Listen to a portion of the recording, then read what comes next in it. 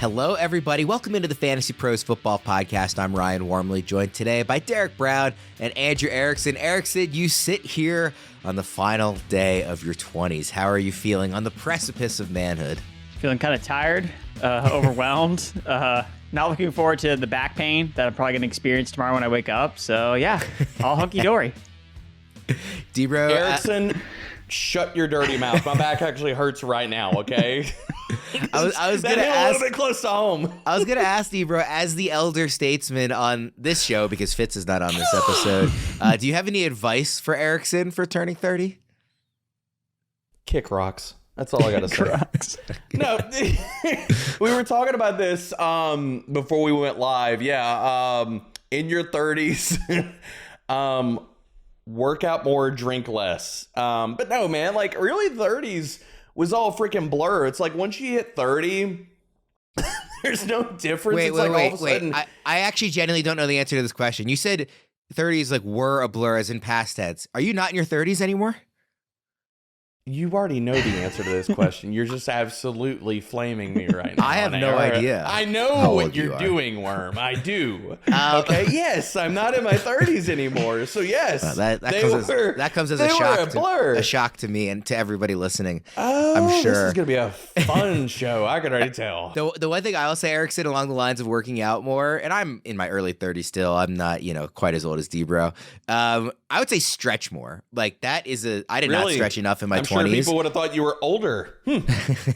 I did not stretch enough in my 20s. I don't stretch enough on a regular basis, and I wish I did it more. It's like a small thing that you don't really think about that much. If you're not like going to work out or going to play a sport or something, you should stretch every day. So actually, that's my best is that why you tore your groin playing freaking softball, Worm? We don't need to just throw each other under the bus all episode. It's already started. You started it first. So I actually do stretch every morning, but I started doing this a couple months ago, but I found that even when I do that, I still feel like I should be stretching more. So I'm like, what if I had never started stretching? I wonder how I would feel. So I'm trying to take the steps to feeling good in my 30s. Yeah, you're already ahead of the pace I was at when I was turning 30. So congrats to you. All right, let's jump into the show here before we throw each other under the bus even more than we already have. We're talking wide receivers today. We're going to run through the top 50 wide receiver rankings. We're going to go through by tiers. I believe it's 6 tiers that we have to get through to get to our top 50. This is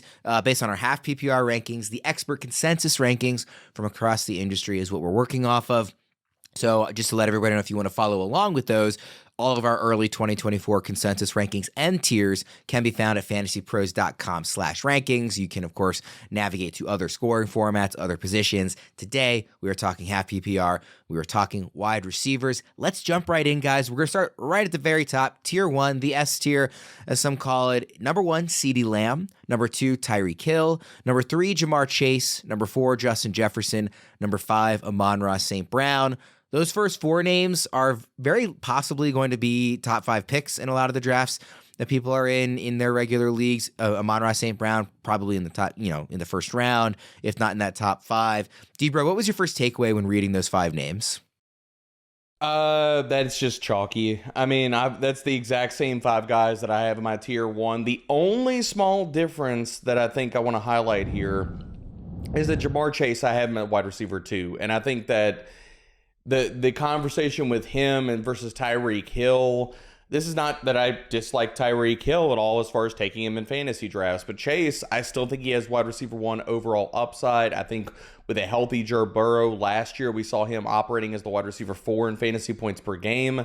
That wide receiver 1 type of finish is still within the range of outcomes. And it could happen. I mean, we still don't know what's going to happen with T. Higgins, who still has not even, to right now recording this, signed his tender. So who knows, man? T could still get traded. That's the only small quibble that I have with this top 5. Erickson, you would move Chase up even higher, right? Yeah, Chase is my number 1 wide receiver because when I'm looking at the past number 1 overall wide receivers in fantasy, the last 5 have all finished first in the NFL in red zone targets. 5 in a row, all led the NFL in red zone targets. Jamar Chase leads the NFL in red zone targets per game over the last 2 seasons. Like, this is the path. This is the path to get to become the wide receiver 1. Do you get the most red zone targets? And Jamar Chase, when Joe Burrow is his quarterback, that's what he does. So T. Higgins plays, T. Higgins doesn't play for the Bengals, I don't really care. I don't think it really matters because I think Chase is going to have a monster touchdown outlier season, especially when you look at, are they really going to give like all these touches to Chase Brown and Zach Moss in the red zone? No, I think they're just going to throw the ball to Jamar Chase. They're going to give the ball to their best player, and that's Chase. So that's why he's my number one wide receiver, and I feel really good about it. Honestly, like that stat that I just kind of listed out there, like that's the path I'm looking for, like red zone targets, and Chase has like a perfect path to get the most red zone targets in 2024.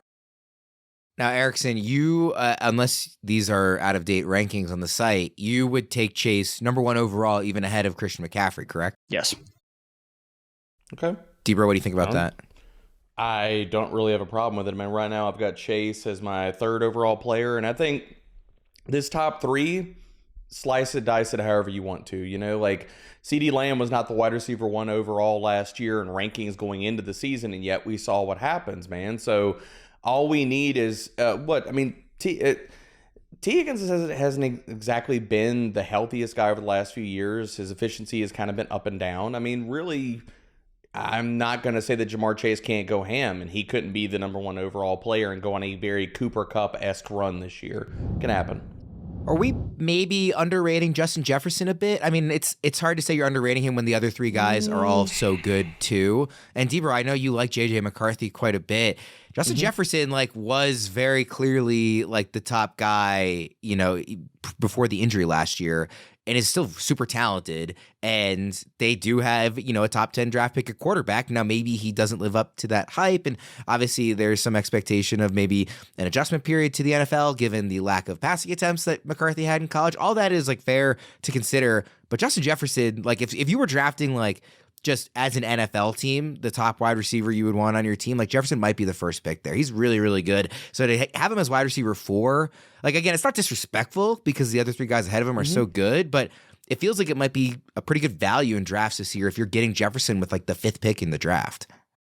It definitely could be a good value. And it's funny because I just wrote up Jefferson this morning for my perfect draft article, which I'm working on right now for the redraft kit. And looking at Jefferson's splits over the season, even when it was Nick Mullins and company as the quarterbacks down the back half of the season, Justin Jefferson was putting up 22.1 fantasy points per game over that stretch. He was the wide receiver 4.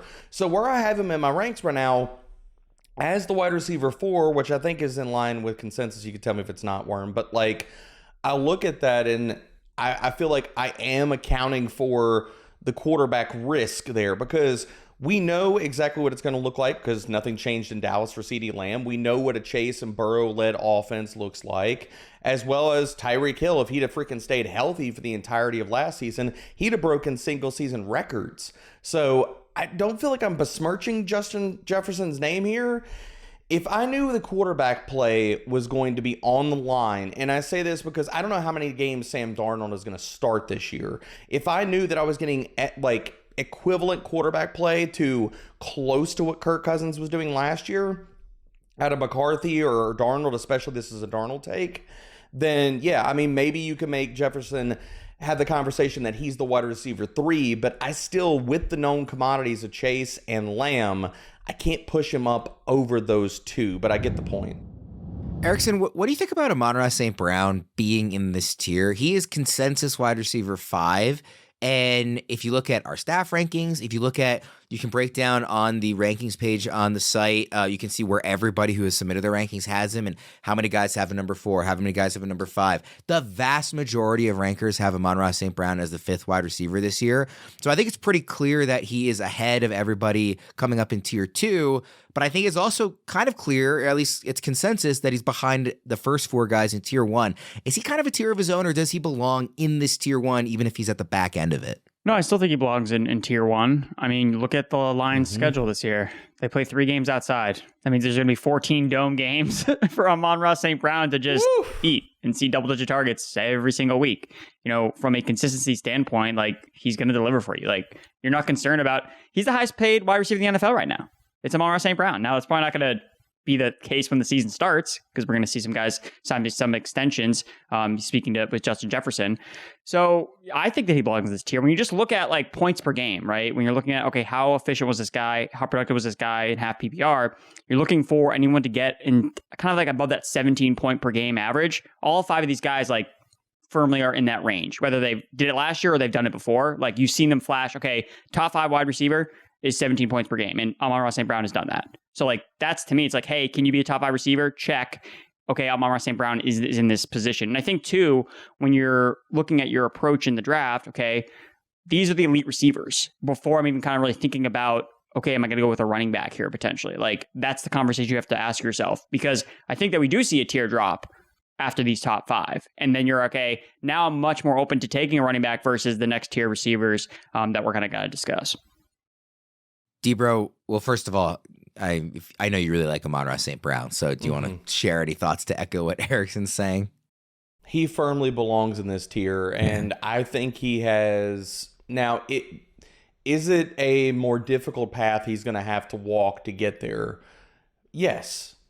That's why he's ranked where he's ranked. But would I be totally shocked if somebody were to tell me, look, at the end of the season, Amon-Ra St. Brown was the wide receiver 1 overall after this season? No, I wouldn't be that shocked about this, because, I mean, really, what are we talking about here? He checks off so many different boxes. He was the wide receiver 4 last year, and that was by scoring 10 touchdowns, which is really good. But if you were to tell me some of the touchdowns that went to Laporta or the backfield, like Amon-Ra St. Brown walked out of this season, because that was the big thing going into last year. Everybody's like, oh, he's kind of like Keenan Allen. He's not going to score enough touchdowns. And then he goes out and he's 3rd in freaking red zone targets, and Erickson's talking about that being the path to being wide receiver 1 overall upside. If you were to tell me that Amon-Ra St. Brown, again, walks out of this season, he's top 3 in red zone targets, he runs super hot with touchdowns and spikes like 12 to 15 this year, and he's the wide receiver 1 overall, I wouldn't be shocked about that. That's why I think he firmly belongs in this tier.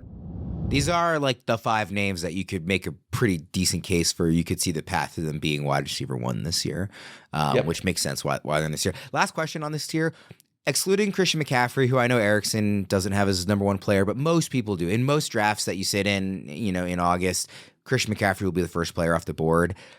Debro, are you taking these next 5 receivers before another running back, or are there other running backs that would be, ahead of them for you in your rankings when you get to actually sitting there on the clock? Like, I'm going to take a Breece Hall or a Bijan over Jefferson or Amon-Ra or whoever.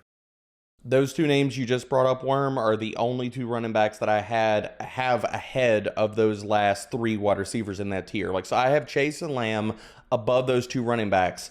Now, my whole thing about, and I love how you frame this, is that is its own tier. Those 3 receivers and those 2 running backs. And I'll look at all those guys in a similar range. Like, whoever falls to me, that's fine. Now, I do have Bijan and Breece above those 3 wide receivers, because I think either one of those guys, they were in the same exact conversation with CMC for the RB1 overall. And if we're talking about at the end of the year, if it wasn't CMC that had to be the first round pick that was at running back, that was the difference maker, that I look at Bijan and Breece Hall, could they have CMC-like seasons? Yes, I think it's definitively possible, and that's why I put them ahead of those other 3 wide receivers. But if anybody wants to change up that ordering, I get it, but that's how I look at those 2 running backs specifically. Erickson, obviously you have CMC a little bit lower. Are you also considering, Breece and Bijan kind of in this range with these wide receivers, or are you trying to get the receivers before those running backs? For me, I talked about this in my article, kind of like how I approach the early draft when you have an early pick. For me, like I like picking the 4th overall pick, because that usually means I can get Chase. Like I'm going against the consensus in terms of the top 3, which is McCaffrey, which is CeeDee Lamb, and Tyreek Hill. Because those are the 3 guys that had the highest advance rates last year. Is it really just going to be the exact same thing we saw last year again? That's what I'm just like. We see so much parity in the NFL every single year. But basically the rankings are, what happened last year is going to be exactly what happens again this year. And that's why those top 3 are the top 3 in consensus. And I just don't think that's going to happen. Now, maybe one of those guys continues to stay inside the top 3. Probably, if McCaffrey stays healthy, yeah, it's probably going to be him. Or CeeDee Lamb, just balls out again. Tyreek Hill. If he doesn't show any, you could see it, but I just also want to push my chips in on ascending players, younger players. Jamar Chase, Bijan Robinson, Breece Hall. These running backs, like Debro said, they have the chance to put up special seasons. Their profiles as pass catchers, as goal line backs, as red zone players, you just can't get with some of these other running backs you get later in the draft. So I just see them as special players and unique in that way, which is why I want to get exposure to them at the top of my draft. So for me, it's Chase, and then there's 2 running backs and McCaffrey, and then the other receivers. Let's move to tier 2 here. This runs from wide receiver 6 to wide receiver 11. It's A.J. Brown, Garrett Wilson, Puka Nacua, Brandon Ayuk, Devontae Adams, and Marvin Harrison Jr., the rookie. My first question here, and Debra, I'll start with you. Is there a case for any of these guys to be up in tier 1, or are they all kind of a step down from those first 5 guys? I think all of these guys are a step down. I think the only wide receiver, well, the 2 guys that I think you can make the case that if you wanted to, that should be in the tier above them are Garrett Wilson and Puka Nacua, only because what could they get in the range of volume and the ability to spike enough touchdowns to where they could vault into the top 3 to 5 wide receivers. That could happen with both Garrett Wilson and Puka Nacua. I mean, the other guys in here, you have A.J. Brown. He's going to be dealing with Devonta Smith and probably a team that, like we've seen out of the Eagles, high pace, medium pass rate. Again, the other guys in this tier that for wide receivers, it all comes back to volume for a lot of these guys. Like, I mean, we're going to talk about Brandon Ayuk. He's in this tier too. It's like, got 105 freaking targets last year. He's not going to be able to sniff the same type of volume these other guys can. So I think you can make the case for Nacua and Garrett Wilson being in that first tier. I'm not making that case, but I can see it if anybody wants to. In terms of the consensus rankings, Erickson, this is a tier of 6. It feels like, at least in early drafts and what we're seeing in ADP, that there's almost a tier within a tier of A.J. Brown, Garrett Wilson, Puka Nacua. I think those 3 are consistently going ahead of Ayuk, Devontae, and Marvin Harrison Jr. at the back half of this tier. Is that how you see it as well? Yeah, I'm just looking at my rankings to make sure I'm not talking out of my mouth. So yeah, Wilson, Puka Nacua. I have A.J. Brown ahead of those guys, Wilson, Nacua. So yeah, I would agree with what you... I got the names right? Those are the right names? Yeah. Yeah. Okay. Also, sorry, I was distracted by you saying you don't want to talk out of your mouth. I'm not sure where else you would want to be talking out of. Well, how does the expression go? Both sides of your mouth? Both sides of your mouth. But that's still out of your... I've heard it phrased another ways body part. Too? Oh, okay. All right. Just, all right. Well, so... A.J. Brown is somebody that, Debra highlighted Wilson and Nacua. The other guy kind of in that trio is A.J. Brown. Erickson, what do you make of Brown this year? Well, if you look at what A.J. Brown did at the beginning of last year, he was basically scoring as many fantasy points only behind Tyreek Hill.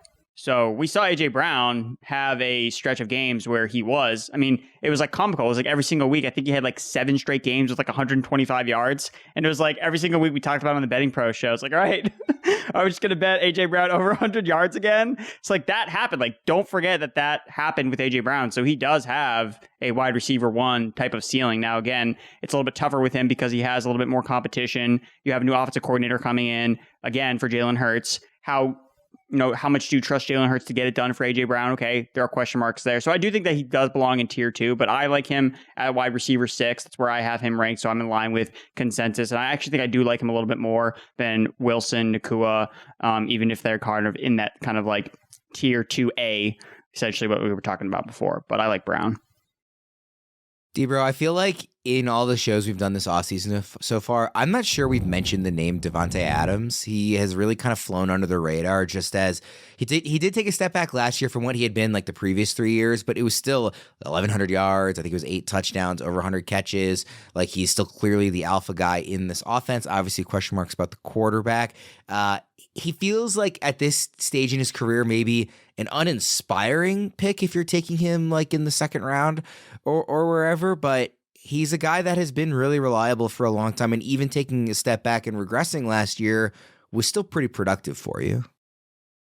He is, and I don't want for this to sound like there's shade on Devontae Adams, but I do not understand why him and Brandon Ayuk are even in this tier. Because neither one of them even produced at this level last year. Brandon Ayuk was the wide receiver 16, and he did that on just incredible efficiency. Because I mentioned the 105 targets. Like, he was 30th in freaking target volume, 44th in red zone targets, and the same thing could be said about Devontae Adams. Like, I don't understand what's going to vault him back into this tier. Like, he shouldn't be here. Last year, he was the wide receiver 15 for Adams. And this was, you're not going to be able to feed him any more volume than he got last year. Like, he was literally second in raw target volume, second in target share. And do we feel that he can even reproduce those numbers? Like, you can poke holes and say, well, sure, he only scored 8 touchdowns. Oh, yeah, because he's going to score a whole lot more touchdowns this year with the combination of Gardner Minshew or, hell, Aiden O'Connell. So, I mean, I don't want to sound like I'm besmirching or trying to dust up the name of Davante Adams here. Talent's amazing, but we've got to set some limits on efficiency and as well as our expectations on touchdowns for some of these guys in this tier. And Ayuk and Adams, I don't think belong in it.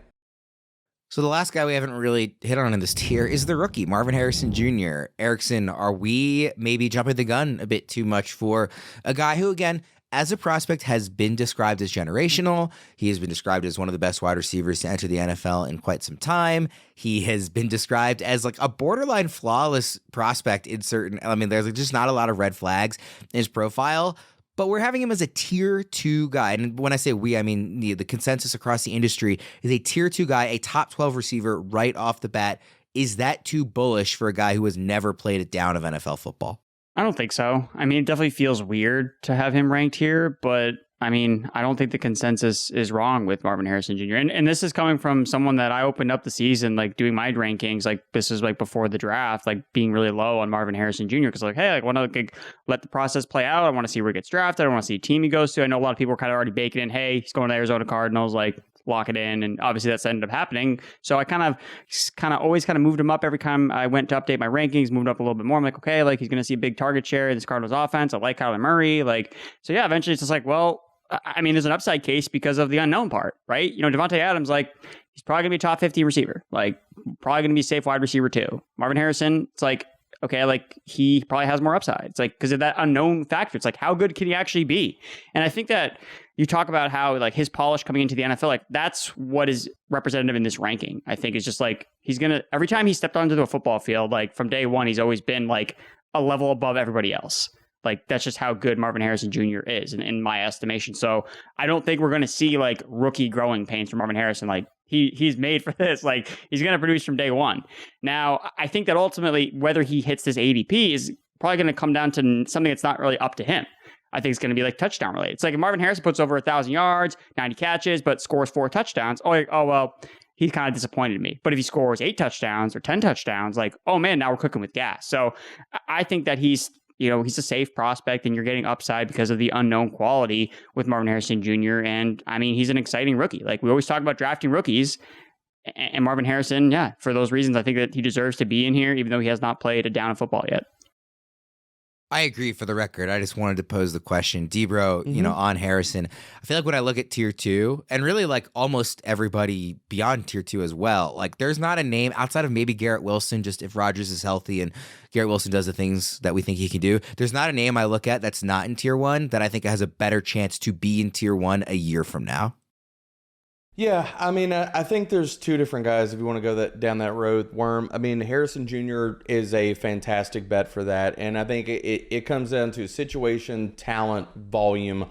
All of that is aligning for Marvin Harrison Jr. But the other guy that, before we move on to the next tier, that I think should be in this tier is Drake London. Like I was saying that, I knew you were going to bring up Drake London. But it's true. I know. He should be in this tier, and I understand people talk about, well, we haven't seen it yet. Dude, I hate hearing that in any single draft season, because if you're waiting to see it, you are going to be behind the 8 ball. So I don't care about that. What we have seen out of Drake London is immense alpha level talent that has been held back by scheme and quarterback play. And this year, all those things are gone. Even if you want to throw Kirk Cousins out the window, it's fine. Michael Penix is still, as the backup there right now, presents an immensely high floor and what we want to talk about with rookie quarterbacks. But Drake London has already proven in the NFL he can command elite level volume, and now we get the infusion of volume. He's got the size to be a red zone guy and a consolidated offense. Like outside of Kyle Pitts, and if everybody's all scared off of Kyle Pitts after all the years of getting burned, then you should love Drake London even more. this season. Erickson, just because we've already kind of, opened the cookie jar on Drake London before we're getting to tier 3. What do you think about London? We talked about him in an episode earlier this week with Alfredo Brown from Football Guys. It was a great episode. Everybody should go listen to that one. We talked about him as, maybe our favorite bet to be a wide receiver 1 for the first time this year. And we talked about how they added receivers, but they didn't add a stud receiver. They didn't draft Rome Odunze at 8. This is still a somewhat narrow target tree we might expect with a huge upgrade at quarterback. Like, I'm right there with Debro in terms of being excited about London. What do you think, Erickson? Well, I do want to kind of roll back really quickly because Debro said that, Drake London should be in this tier even though he hasn't done it yet. But he said Brandon Ayuk shouldn't be in this tier because he hasn't done it yet either. So Brandon Ayuk hasn't been a top 12 receiver yet either, but you said that he shouldn't be in this tier, but you said Drake London should be, even though he hasn't done it either. It's the volume. There's no way that Brandon Ayuk and Drake London live in the same type of area code for volume. I mean, do we disagree on that? I mean, one 49er gets hurt, and there you go. Brandon Ayuk has missed 3 games in his 4-year career. 3. Deebo Samuel, Chris McCaffrey, George Kittle have missed way more games in those scenarios. Like, I mean, look, if you're going to take one of them and put them in there, like if you want to move Drake London up into there, fine. But you can't move for Brandon Ayuk for the same reason, saying, well, he's never done it either. Like, Brandon Ayuk gets it done on less volume because he's really good. He is also he is really good. Yeah, so I don't get why he can't be in the same tier. Even if one of those guys goes down for like a week or two, I mean, you're talking about season-ending injuries or something. Like, I mean, so if Kyle Pitts goes down, Drake London's getting 170 freaking targets. Like, we can play that all day, man. No, but I'm talking about actual production. Like, Brandon Ayuk's actually put up fantasy points. Like, he's actually shown he can give you stuff. Like, Drake London has not done that. He's also not had an idiot head coach for the last 3 years, too. So that's fair. But I'm just going back to the production thing. Like, you said Brandon Ayuk shouldn't be in here because he hasn't produced, but Drake London should. Well, no, I don't want to say my exact words were he shouldn't be in this one because he's not going to sniff the volume, and the volume is going to cap him. I mean, Brandon Ayuk is an ascending rocket ship. It's going to get more volume. I love the talent. I just don't like 105 freaking targets. All right, we'll get to the rest of Tier 3 in a second, but first, the NFL draft is over and the teams are set. It's time to start looking ahead to the NFL season with DraftKings Sportsbook, an official sports betting partner of the NFL. Get a jump start on the season with futures bets on division winners, wins totals, stat leaders, and so much more. Explore the latest odds on which rookies will have the most passing or receiving yards, or check out your futures for your favorite teams and players on the DraftKings Sportsbook app. One bet I'm looking at right now is the AFC Conference race. Obviously, the Chiefs are favored, rightfully so, at plus 300. I'm intrigued by Baltimore, of course, at plus 475, Cincinnati plus 700, Buffalo's plus 700, and Houston is at plus 850. That Texans bet is particularly intriguing to me, given all the pieces around Stroud headed into year 2. For a long shot, and I'm not saying I would be rushing out to bet this, the Colts are plus 3,500. That's pretty interesting to me as well, as long as Richardson stays healthy. However you plan to bet your NFL futures, download the DraftKings Sportsbook app and use code FantasyPros. New customers bet $5 and get $200 in bonus bets instantly. That's code FantasyPros, only on DraftKings. The crown is yours. Let's get to Tier 3, where Drake London is. It starts with Chris Olave at wide receiver 12, then Mike Evans, Drake London, Deebo Samuel, Michael Pittman, DJ Moore, Nico Collins, and Jalen Waddle. So we've already talked a bit about why at least Debro thinks Drake London should be up in Tier 2, and we're really excited about him. Erickson, I was really excited, like very, very on board drafting him in the second round with Chris Olave last season, and you were kind of pouring water on that a year ago, and not that he was awful, but you ended up being right there that, maybe the hype was a bit too strong with Olave, just given that quarterback situation. Obviously, they're kind of running it back with Derek Carr, and I would again encourage everybody to go listen to, Alfredo Brown's guest appearance on the show earlier this week, because he also talked about how we might see a different looking scheme this year in New Orleans, and how that will really play to Derek Carr's strengths and will really play to Chris Olave's strengths. So, Erickson, how are you viewing Olave this year? Are you buying the dip, or are you still maybe a little hesitant on him? I mean, I like him more than last year because he's obviously coming at a much cheaper price, and you did see in the second half of the season him and Derek Carr definitely gel a little bit more more together. I think that, I don't know the exact numbers, but basically when you looked at his catchable target rate, like the first 8 weeks of the season was like absolutely like horrible. Like Derek Carr was not even the same like zip code as Chris Olave. In the second half of the season, it proved like it increased tremendously. So, but at the end of the day, like he was still wide receiver 16. Like I think that he's still in that wide receiver 2 territory. Like I just don't think that Derek Carr is good enough to really get Olave to wide receiver 1 status. And that's why he's in this tier. So I don't think it's wrong.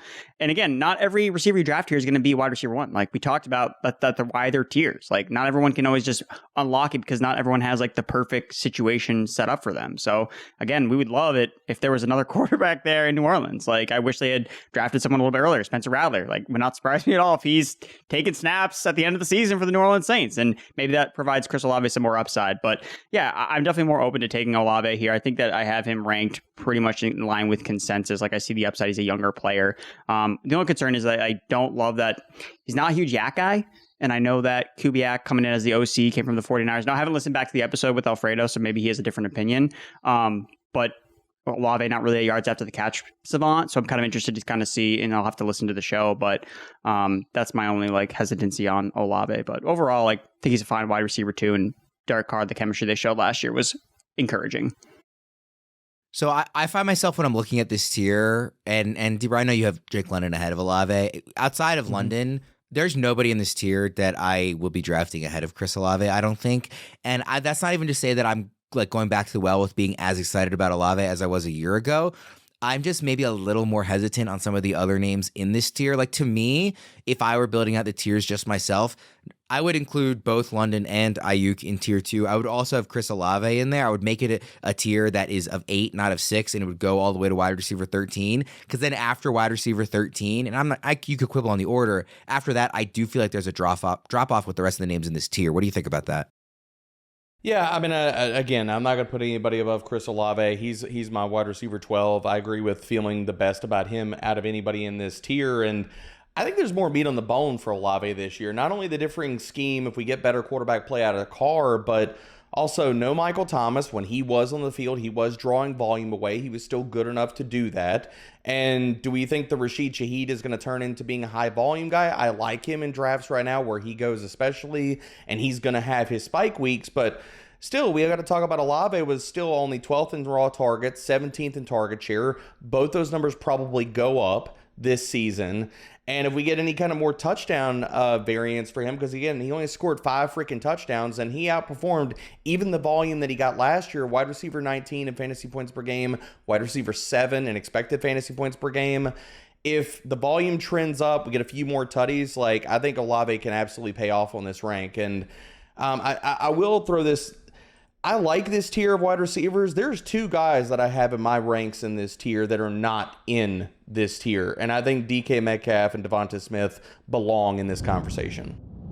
Eric, so what do you think about this tier? Are you, kind of think along the lines I am, where it's maybe not my favorite tier, or do you like any of these guys more than I do? Well, I think that, and this is something the listeners can do as well. I think this is where you start to just pick your flavor, right? Like when you look at projections, you look at rankings, you're going to kind of see all these guys, like, that's why we have tiers. Like they're going to be all clustered together. And this is where it's like, hey, like who's your favorite? And for me, the 2 guys that I like more than I think consensus, I like Michael Pittman and I like Jalen Waddle. Like, and I see arguments where they could be ranked lower or ranked higher. But for me, it's like, I love this Colts offense. I love Anthony Richardson. Why wouldn't I not love his number 1 wide receiver?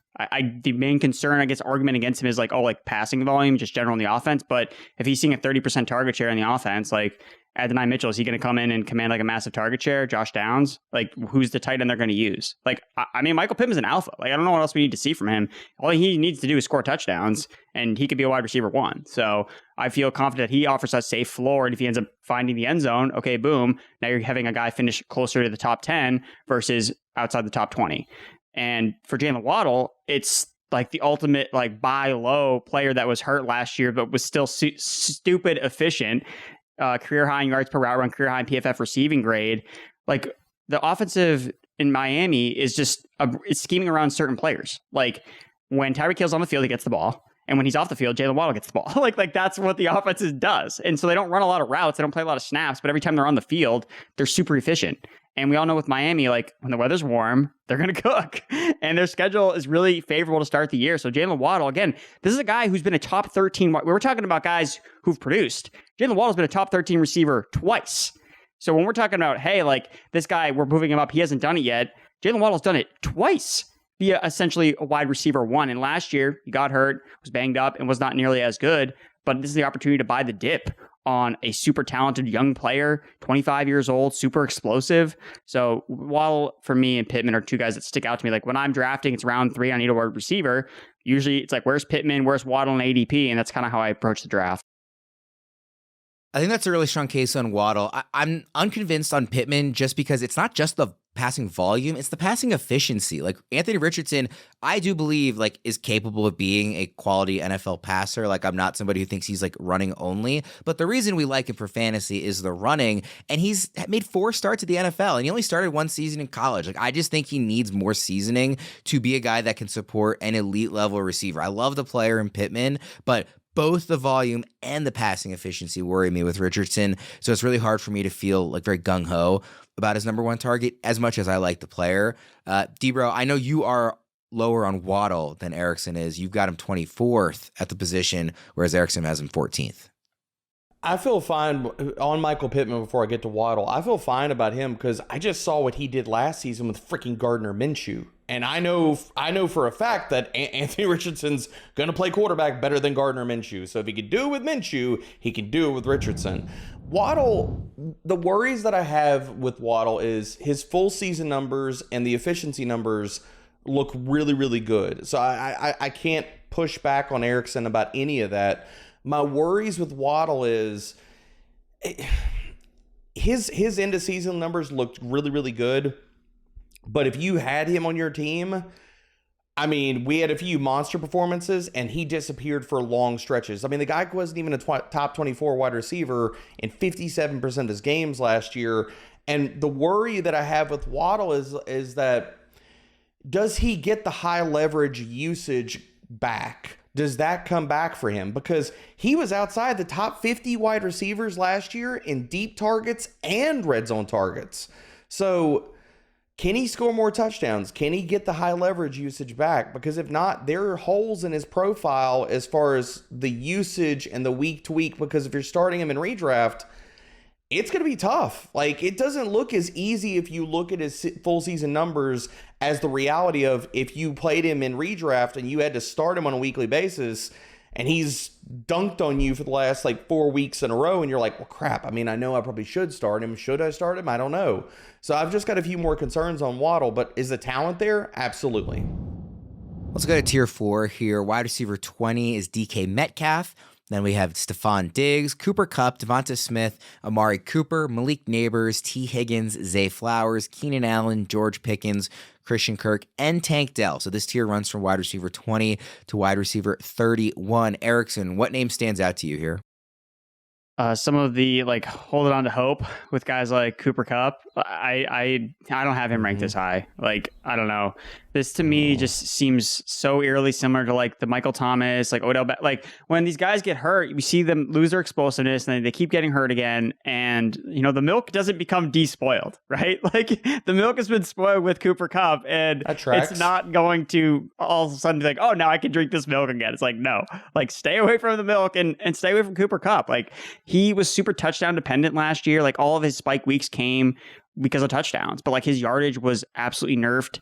Like Puka Nacua is I mean, he's the wide receiver 1 in this offense. Like, I know I don't have to convince Debro on that. So for me, I'm just not like over the moon about drafting Cooper Kupp as like a locked and loaded top 24 receivers when, again, there's so many other options I just like more. Like DK Metcalf, I think he has, again, I don't have him up in tier 3, but I think that at 20, like that's a really good pick for DK Metcalf. If this offense throws a little bit more in Seattle with Ryan Grubb coming in, like that's awesome for DK Metcalf. And last year was the first year we saw Metcalf like actually separate from Tyler Lockett in terms of like points scored in fantasy. Like every year it was like neck and neck. And it's like, oh, why are we drafting Metcalf like 5 rounds ahead of Tyler Lockett whenever they end up finishing in the same points per game and fantasy points? But last year that wasn't the case. Like finally we saw a separation. So if Lockett's taking a step back Are we still what are we going to get from Jackson Smith-Njigba in year 2? I mean, Metcalf is still the alpha in this offense. And if him and Geno can connect, like, I feel good about Metcalf as a better option than Cooper Kupp. So those are kind of my notes with those players. In terms of guy I like the most out of this tier, it's probably Amari Cooper. And maybe I'm just being boring, but look, he's a fellow 94 baby. He's turning 30 this year, just like me. So, but Amari Cooper, I don't, what has he done that, like, all he does is produce, man. Like, he's super boom or bust. Like, totally admit that. Like, he had one of the highest bust rates last year, but he also had one of the highest boom rates last year. We need to go back to that Texans game where he just absolutely went nuclear in the fantasy football playoffs. We're always talking about drafting for upside, and yet we don't want to draft this player that put 50 points up in one game. Like, Amari Cooper has a ton of upside, and he's been able to do it with everybody at quarterback, whether it's Watson, whether it's Flacco, whether it's what other Browns quarterbacks to start, Jacoby Brissett.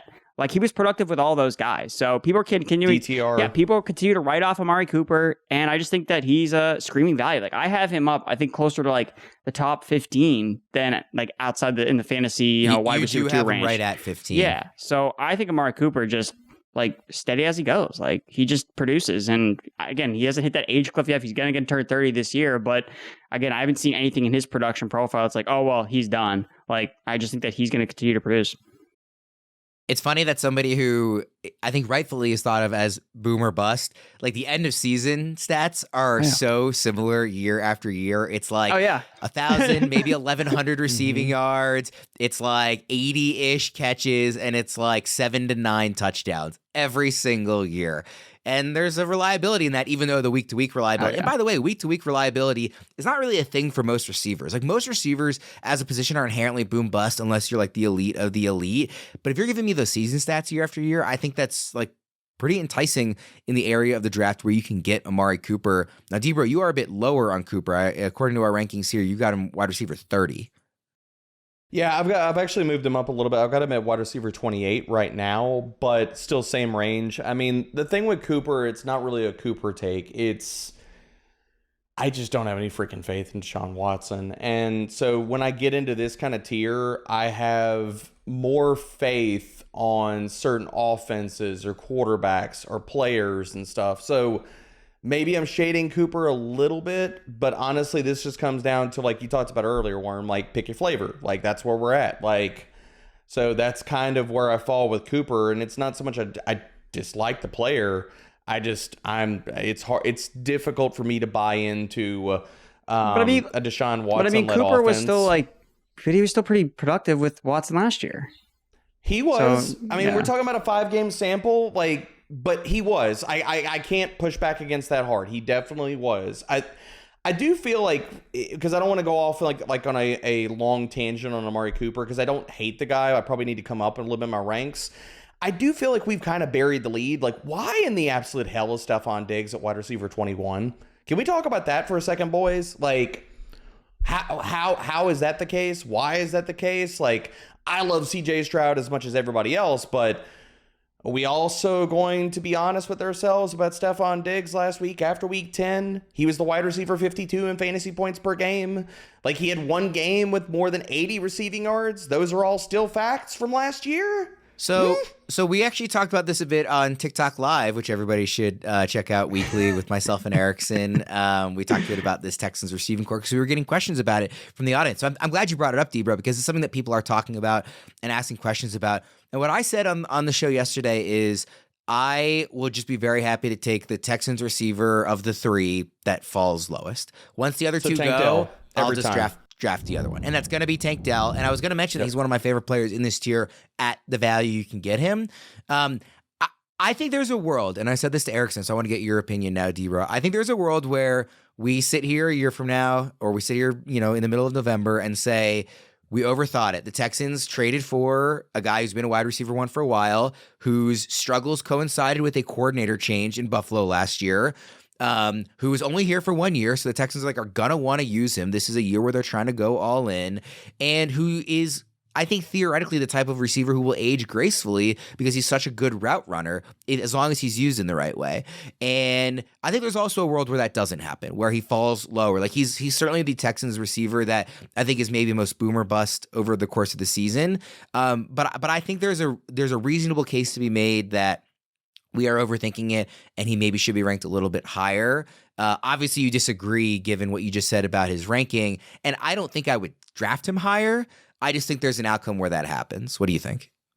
I think that outcome could happen, but for me, the assumption of this rank is that he's bouncing back. It's definitively going to happen. And then that's what we're telling ourselves if you're ranking him inside of the top 24. Like, yes, is anybody ranking him as a wide receiver 1? Well, no, because you still have 3 really stinking good wide receivers here, not even including Dalton freaking Schultz, that are going to command target volume. So I understand that part, and people get like, well, he's not a wide receiver 1, so we're not really like expecting the full bounce back, but you really are. You're equating for Nico Collins and Tank Dell, but you're expecting Stephon Diggs to not be any semblance of the guy that he was last season down the stretch. And I think that the median for this is for him to be a high-end wide receiver 3, where we're both baking in the risk of maybe that's just who Diggs is. Maybe not as bad as last year, but somewhere in the middle of the two. And so for that, I can't put him in like as a top 24 wide receiver right now. Now, could that burn me? Sure. If all 3 of these guys stay healthy, it probably doesn't. Now, this is a big tier. So, keep that in mind with what I'm about to say. I do think he belongs in this tier. I think he probably belongs at the back end of this tier. Yeah, that's fine. If not the top of the tier. If I look at the next tier, tier 5, there's like maybe one name in there I would draft over Diggs. Like, I do think this is the right range, but I'm with you that maybe he should be lower in the range. There are definitely names in this tier. Like, I would draft Amari Cooper ahead of Stephon Diggs, like pretty happily. And Devonta Smith and, Zay Flowers, plenty of other names. I will draft Christian Kirk. I'm going to put my name on that. I will draft Christian Kirk ahead of Stephon Diggs this year. And that might sound crazy to people, but whatever. No, I think it's reasonable. Erickson, for the folks who somehow missed our TikTok live and are only listening to this episode, do you want to share some of your thoughts on Diggs and really kind of this Texans receiving core as a whole? Yeah, I think that I'm lockstep with you guys when it just comes to if you just draft Tank Dell, that's your best bet in terms of getting the most ROI. Because if he's the receiver that hits, you got him the cheapest, and so you benefit the most, right? So if you're just playing it from a strategic standpoint, how do I get the best bang for my buck? Tank Dell, he should be the starting slot receiver. We know that's his role. Our question marks with Tank Dell, I think, are more injury related. If he wasn't dealing with these injuries, he'd probably be ranked even higher than he is in this tier. So I know I have Tank Dell ranked ahead of Diggs. I have behind Nico Collins, but I have Nico Collins in the same tier as Tank Dell. So that's just kind of the way I'm seeing it. And the last thing on Diggs, I do have to admit though that it is very weird. It feels weird because of how bad Diggs was at the end of last year, where it's he was comically bad, where it's okay, this guy just didn't forget how to play football. Clearly there was an off the field, they were not trying to get him the ball. I don't think that he's washed from what the numbers would suggest from a fantasy standpoint. That's definitely not the case. I think that he can still, like you said, Worm, he's a receiver that, when you look at his skill set traditionally, you see those guys usually age pretty well. It's just a matter of real life versus kind of fantasy, right? It's well, who's scoring touchdowns? I think I brought this up on the TikTok live, was if I had to bet, okay, kind of change the conversation. It's all right, don't look at who's going to score the most fantasy points, but which Texas receiver leads the team in red zone targets or touchdowns? For me, that's Nico Collins, right? And so that's why in a half PPR setting, that's why I feel confident ranking him the highest, because I talked about this on the TikTok live as well. Nico Collins wins by efficiency. That's how he won last year. He was making big plays. He was scoring touchdowns. Dropping Stephon Diggs into the offense isn't necessarily, Nico Collins not going to get enough targets now. It's Nico Collins can do the most with the least amount of targets. He's a yards after the catch savant. He's going to catch touchdowns. So if adding Stephon Diggs makes the team score more touchdowns overall, then I think that's good for Nico Collins in general. Diggs, my concern is, okay, is he actually getting enough targets? Because in Buffalo, he was so clearly the wide receiver 1 in that offense. But now it's now you have better competition. So how does that kind of play out? So it doesn't necessarily be Stephon Diggs wasn't productive in Houston because he's fallen off. It's no, that may not be the case, but it's there are other factors at play. We've never seen him play with CJ Stroud. That also matters too. Stroud has already built in chemistry with Collins and Tank Dell. So I think there's just a lot of risk with Stephon Diggs. New team, third team, that he's been on. Again, didn't end well in Buffalo. So I get why he should be the third ranked Texans receiver here. At least that's how I have it set up. But I know that I guess ECR is different because they have Diggs ahead of Tank Dell. We do need to move on from this tier soon, but there are two more names that I really want to mention because I feel really strongly are undervalued here. Malik Neighbors at wide receiver 25 and Zay Flowers at wide receiver 27. Both those guys to me are easily wide receiver 2 range. They should be in the top 24. I would have both of them maybe I wouldn't draft them in the top 20 because you don't need to, but I think they will both end up top 20 receivers by the end of the year. Neighbors, it's very obvious that he's just going to be the number one target in the Giants offense, I expect. I think Daniel Jones will be better than he was when healthy last year, even if he's not amazing. I think he'll be good enough that the obvious top guy who was an elite, rookie prospect in his own right, that they drafted 6th overall, I just think he's going to get the volume and is talented enough that he's going to be a top 20 receiver this year. And I expect his ranking to move up as we get further into the summer, and some of the folks who maybe aren't as in the weeds with rookies and dynasty rankings continue to bump him up. And then Zay Flowers, we talked about him also, Erickson, yesterday on the TikTok Live. The only receiver they drafted this year was Devontae Walker in the 4th round, who is a guy that probably needs some seasoning to be an impact player. Zay Flowers is wide receiver 1. Even if Rashad Bateman takes a leap, which the team is building as if he will, you can have 2 good receivers in an offense. I think Zay Flowers is going to take a step forward, even outside of role, but just in terms of talent, another year in the league, year 2. I love year 2 receivers, especially guys with first-round pedigree. And they don't have, outside of Mark Andrews, an obvious red zone threat target in this receiving core. So, beyond the touchdowns that go to Andrews and Henry, and I think this is an offense that's going to score a lot of touchdowns, I think a lot of those are going to go to Zay. So, I'm really excited about Zay Flowers. There's a great stat from Matt Harmon from Reception Perception earlier today, actually, about how Zay is one of the most successful receivers in the NFL against zone, and defenses like to run zone against the Ravens because they don't want to turn their backs playing man and let Lamar just take off and run. Lamar is thinner this year and theoretically faster, so you might see even more zone this year if that really is the case, and that's how it plays out. So I'm just really bullish on Zay Flowers. I think he and Neighbors, like I said, are both way too low here. Debra, just any quick thoughts on Neighbors and Flowers? I'm with you. I have Flowers at wide receiver 22. I have Neighbors at wide receiver 23. I think both of them just are going to eat as far as volume. And I get all the concerns about Daniel Jones as a quarterback. We all lived through it last year. I took it on the nose because I was extremely high on him last year. But as bad as it was last year, it's every single freaking thing that could have possibly gone wrong. Offensive line blows up. He plays terrible. Looks like he's forgotten how to play football. If some of those things regress to the mean, then we could see Neighbors outperform some of where people have him ranked. I think low-end wide receiver 2 is appropriate. Erickson, quick thoughts on Neighbors and Flowers? I have Neighbors at 18 and Zay Flowers at 19. So, yeah, I think that they're both undervalued. Oh, man. I think that just right goes spot. back to these tiers where it's this is where you got to put the analyst hat on and be who do you like? Because there's arguments because receivers, just by nature, the position is very volatile. A lot of these guys are going to be up and down, and you're going to have stretches where they're really good and stretches where they're really bad. But it's a matter of kind of hitting on the right guys at the right times and avoiding the landmines, right? The guys that totally sink you. So that's why it's Amari Cooper. It's look, is he going to be a home run? Probably not, but he's not going to sink your team. So it's if you've taken risk at other points in your draft, and it's just take Amari Cooper. He's going to produce. DK Metcalf, he's going to produce. So there's always a balance. It's really harmony when it comes to the receiver position. So. All right, let's get to tier 5 here. This goes from wide receiver 32 to wide receiver 41. It's Terry McLaurin, Calvin Ridley, Jaden Reed, Rashee Rice, Chris Godwin, Hollywood Brown, DeAndre Hopkins, Jordan Addison, Deontay Johnson, and Rome Odunze. Of these guys, Debra, does anybody stand out as either being obviously too high or too low? I think Terry McLaurin is a little bit low for my liking because I think we're not giving Jane Daniels enough love and for what this offense is going to be. Talk about players that she should see all the freaking target volume they want to. Terry McLaurin needs to be on that list. And I know that I'm not going to shock anybody, but Jane Daniels is a better quarterback than Sam Howell. So he's going to play better this year. He's going to play better, people. So I'm still a believer in the talent of Terry McLaurin. You're marrying him with what I think is going to be an offense that surprises people with the Commanders. So Terry McLaurin, I think, deserves more respect. I get why people are doing it. I just can't say that I agree that Jaden Reed should be this high in rankings for a player who wasn't even a full-time player last year, when him and Christian Watson were both still on the field together, playing full-time roles.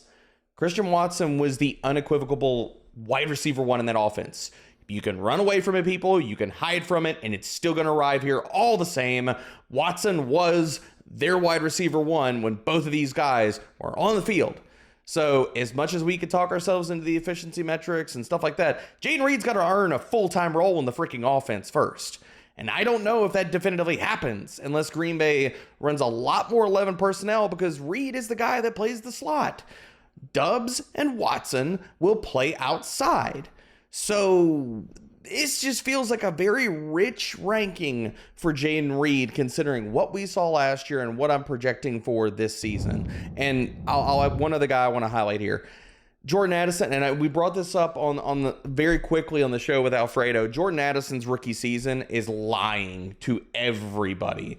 Like, all of his stats are incredibly lying to everybody last year. And I get that we're baking in some regression because he's not ranked as a high-end wide receiver 3. But just for everybody out there, if you're doing best ball drafts right now, you're thinking, oh, well, Jordan Addison's going to sit here and take another leap, and it's only him and Jefferson, and Hawkinson's out for a while. Jordan Addison had the 4th most receiving touchdowns last season amongst all wide receivers. Do we think that's going to come back? And if you don't, then you really want to believe at a wide receiver that amongst 81 qualifiers was 46th in target share, 59th in targets per route run, 51st in yards per route run, and 58th in first downs per route run. I don't. That's not a player I want to invest in. Erickson, who stands out to you in this tier? I think there's a few interesting names. I think Chris Godwin is maybe getting under-discussed. I think Calvin Ridley, there's some upside there in the new offense. I like Addison more than Debro does, although I get the case against him. Roma Dunze is like an injury away from being a top 20 guy, possibly. What do you make of this tier? Yeah, so I love Godwin too. Like, I'm all about like putting it back in the slot. Liam Cohen, like, coming, he's going to be in the Cooper Kupp role. I'm surprised like he hasn't got more steam, because like usually like fantasy analysts can't get enough of this stuff where it's like, oh my God, the Cooper Kupp role. We got to put Chris Godwin like wide receiver 15. Like, let's go. And that's not the case. Like, he's still super cheap.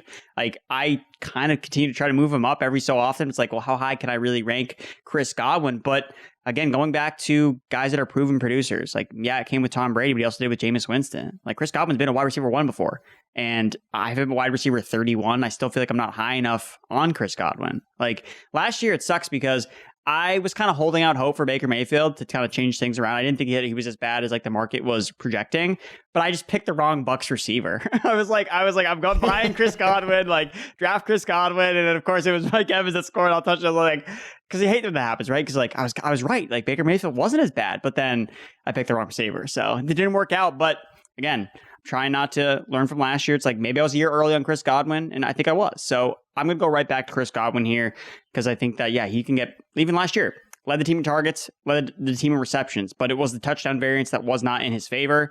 If it maybe splits out a little bit, so Mike Evans gets 7, Chris Godwin gets 7 instead of like the 3-14 split that they had last year, then I think that Chris Godwin can pay off his ADP. So I do like him as like a guy that I like to target specifically in this range. I also like Calvin Ridley to bounce back. Someone that's not in this tier that I think should be is Ladd McConkey. For the Los Angeles Chargers. Yes, good call. If we're going to put Odunze in this tier, who is facing an uphill battle for targets, then why can't we pick the guy that went 33rd overall to be the number 1 receiver on the Chargers? Like, I mean, Erickson, can I add Xavier Worthy to that conversation too? Because I think he should be in this tier too. That was the next guy I was going to talk about. In my notes, I literally have in all caps, "Where's Xavier Worthy?" Let's go. Well, let me just say, since we're already getting some of these names, Xavier Worthy is at the top of the final tier we're talking about, tier 6. He's wide receiver 42. He's not in this tier. He missed it by one spot. Worthy's wide receiver 42. Then we have Cortland Sutton, Jackson Smith and Jigba, Christian Watson, Tyler Lockett, Ladd McConkey, Jamison Williams, Jacoby Myers, and Keon Coleman. So this is really like the rookie tier. It's the young guys who haven't quite put it all together type tier. So there's a lot of names that there's really upside baked in because of how young they are, and a lot of ascending players theoretically. But all right, Xavier Worthy, Erickson, what did you want to say? I just think that we could see like a Deshaun Jackson-esque player in a Patrick Mahomes offense with Andy Reid calling the shots. Like, this is a rare opportunity for us, especially we're going to all see it on Thursday night. We talked about it on the TikTok Live. I mean, you guys, you're missing out if you're not coming on these TikTok Lives. We've mentioned it at least several times already, but it's a fun time between me and Worm. But normally they're on Tuesdays, and we call them TikTaco Tuesdays. Still yet to have tacos, but we're going to make it happen. We're waiting on the company to send us some tacos. Wait. You named it that, but you never showed up to the party with tacos? No, well, Erickson plans them at like 3 p.m. my time. So there's not really a good... You can't eat tacos at 3 taco p.m.? hour. Can, but it's not really lunch. It's not if really you're awake, dinner. it's taco time, bro. Come on. Do you have a pulse? What? It's taco time, baby. It's 3 p.m. Speaking of old, it's 3 p.m. I can't eat my tacos yet. Gotta wait for 4:30 for dinner time. Senior time special. You do not want to hear how plain my tacos are. God. It is tortilla, I'm meat, sure you're just cheese, done. I mean, I might throw some rice in there, and that's about it. I was surprised you didn't say sour cream. You gotta strike me as a sour cream guy. No. Okay. I'm a picky All right. eater. I don't put salsa or Well, sour I know cream on that. anything. I definitely know that. But yes, Xavier Worthy, Erickson, you were laying out the case for Thursday night, first week, just that similar to the Monday night game with the Eagles many years ago, Michael Vick, God. just the 75-yard bomb to start the game in Washington. You were laying out a similar case for Worthy. Yeah, I mean, look, he's going to absolutely cook Nate Wiggins. I know that's going to happen against the Ravens. It's going to happen. So, look, I just think that we don't want to overthink this. Xavier Worthy, super fast, super productive, great special teams player. Like, we see that translate to NFL success when a guy's a really good punt returner, kick returner. He's productive. Like, and he checks off all the boxes in an offense that we've seen use players of his skill set to success. And Mahomes is quarterback. And then you layer in this Rice thing where is Rice going to be available there in the beginning of the season? That gives it Worthy an opportunity. Hollywood Brown, like, I think that he is a good value too, but what's his longevity like? Like, he's never really been someone that's super consistent year over year. Like last year, he's been banged in the last 2 seasons. So he's had flashes, but never really has like been anything more than like a fringe wide receiver 3 in fantasy. So I think his ceiling is limited, where with Xavier Worthy, I mean, this guy's ceiling is sky high in this offense that was begging for playmakers. And the thing that I want to point about Rice too is like, Rice obviously benefited from just being the best out of a really bad cast of characters, but that doesn't guarantee that he's better than Xavier Worthy. Like, so for me, it's like they took him in the first round for a reason. And this is something that I mentioned before when it comes to like falling in love with some of these players. And then when the team drafts a first round pick the next year to like recalibrate your expectations. Loved Elijah Moore, his rookie year. Was adored by him. I absolutely loved him. Then they drafted Garrett Wilson, and I just did not recalibrate like, oh man, they just drafted like a guy that is so good. And I was still like longing on to my Elijah Moore love. And that's what I was doing with Rashee Rice. Now the suspension, that adds a different layer in because it makes it a little bit easier to fade Rice because if he misses games. But I mean, I loved Worthy too. So the fact that they took him in the first round, traded up to get him, fooled the Bills again by getting another great draft pick with the Bills draft pick. So yeah, Xavier Worthy for me, I think that he's got sky high upside and I want to get as many pieces of him as I can. D-Bro, we talked on the show earlier in the week about JSN. We mentioned in the last year how much we like Ladd McConkey. There's a lot of names that are really exciting here. Obviously, you agree on Worthy. Is there anybody not in this tier that you think maybe they may or may not belong in this tier, but that you think could get there during the year? I think that Jermaine Burton should be in this tier. I've got him ranked right now as my wide receiver 47 in ranks. And if for everybody that's saying, well, you've been too deep in the dynasty weeds and the rookies, and now you're just too high on this guy. Really? You think that? Have you seen what Tyler Boyd has done in this exact same offense? And at this juncture, their respective careers, I'm not willing to say that Tyler Boyd is better than Jermaine Burton. And that might sound crazy to some, but the kid's uber talented. The only reason he fell in the draft was off the field stuff. And in this offense over the last 3 years, Tyler Boyd has put up wide receiver 32, wide receiver 45, and again, wide receiver 59. But descending efficiency for an aging player. We have 2 seasons of this offense supporting 3 top 45 wide receivers. So telling me that Jermaine Burton can't do that in his rookie season, I'm not buying. Erickson, anybody that you think belongs in this conversation, maybe another rookie or anyone else? Yeah, I think I'm going to do some plant flagging when it comes to... I like Brian Thomas. Like, I just think that he is a good fit in the Jacksonville offense. You look at the amount of vacated targets that are in this offense after Calvin Ridley and Zay Jones left. Guys, like Zay Jones was productive in this offense when he had a featured role with Trevor Lawrence as his quarterback. Like Zay Jones, a guy that we were never playing in fantasy football for like most of his career. They drafted Brian Thomas in the first round. Like, he has a great prospect profile. Now, it does come with some warts, you know, in terms of like late breakout age, but when it comes to like skill, size, speed, like he's got those things. So I do think that he's a little boomer bust, and a lot of these rookies tend to be like that. But I mean, he has an opportunity that I think is being undersold in this offense. When you look at Jacksonville, like, oh, like a lot of mouths to feed, Christian Kirk, Evan Ingram, but Brian Thomas doesn't compete with those guys for targets over the middle of the field. Like, he's the field stretcher. So when it comes to big plays and touchdowns, and the Jacksonville Jaguars are one of these offenses that actually likes to push the ball downfield. Like, Trevor Lawrence is aggressively attacking downfield. This offense is going to throw the ball a ton. They did last year, and I don't see why they would get away from this pass-happy approach, adding a receiver in round one. So everybody's kind of down on Jacksonville overall after they basically crumbled at the end of last year after they started 8-3, and everyone's kind of moved on to like, well, we love the Texans, we love the Colts. We don't care about Jacksonville anymore. But like my love for Travis Etienne, I really like Brian Thomas, especially where he's undervalued as a first-round pick. D-Bro, any other kind of final thoughts on the position as a whole, like a piece of advice or a strategy you're trying to employ this year when it comes to receivers? I think what I'm finding, and this is not just early best ball takes, I think I'm going to be, if I'm not getting some of the running backs that I think can change the landscape and have that RB1 overall upside this year, I'm going to lean in heavy to wide receivers at the beginning of drafts.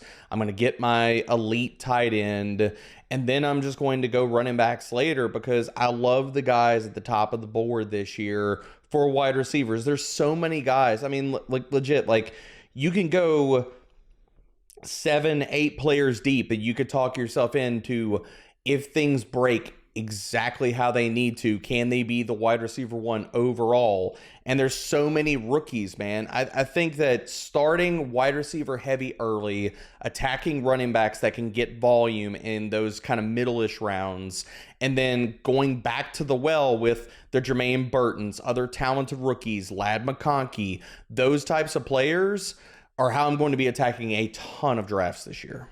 Erickson, same question. Yeah, I didn't mention him, but I do want to give a shout out to George Pickens. He's my favorite breakout wide receiver this year. So we didn't talk about him, but I just wanted to mention that because I do like him a lot. And I like his price too. Like he's much cheaper than some of these other breakout guys. And then for me, the other thing is I think that every time you're on the clock, you should be looking at, okay, when it comes to running back, tight end, and quarterback, is this guy special? Can this guy be a difference maker for me? And if not, draft a wide receiver instead. Because you're going to find that unless you're getting a special player at one of those positions, there's value elsewhere. Whereas a wide receiver, I mean, yes, we like some of these rookies late, but some of them are just big swings and misses, and they don't fire. There's not a lot of Puka Nakuas. Like, it just doesn't happen a lot. Amon-Ra St. Brown, it doesn't happen a lot. So, again, I'm totally ready for Jermaine Burton and Brian Thomas to, like, totally flame out and do nothing. Like, that's in their range of outcomes as well. Whereas the guys at the top are going there for a reason. So, really strongly embrace this wide receiver heavy nature of drafts and kind of how that's kind of evolved from us being so running back heavy. But at the same time, don't go away from drafting a running back that you think can be special and valuing those players over some of these receivers in some of these rounds. We will get out of here on that. Thank you, everybody, for tuning in. Appreciate everybody running through all the wide receivers for us. For D-Bro and Erickson, I'm Ryan Wormley. We'll see you again next time.